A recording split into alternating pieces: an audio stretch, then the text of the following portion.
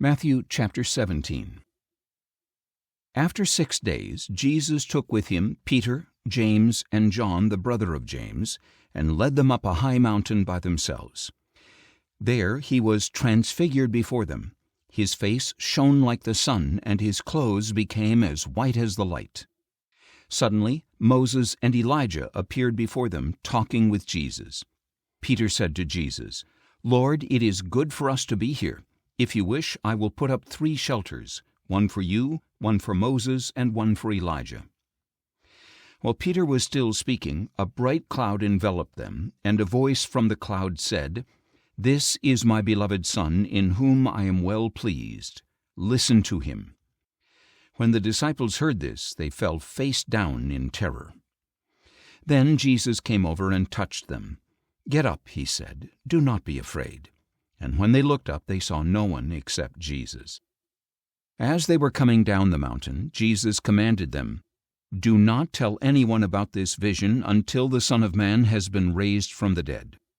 The disciples asked him, "Why then do the scribes say that Elijah must come first?" Jesus replied, "Elijah does indeed come, and he will restore all things. But I tell you that Elijah has already come, and they did not recognize him, but have done to him whatever they wished. In the same way the Son of Man will suffer at their hands."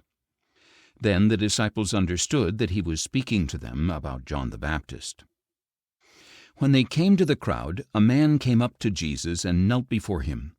"Lord, have mercy on my son," he said. "He has seizures and is suffering terribly.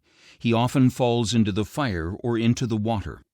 I brought him to your disciples, but they could not heal him." "O unbelieving and perverse generation," Jesus replied, "how long must I remain with you? How long must I put up with you?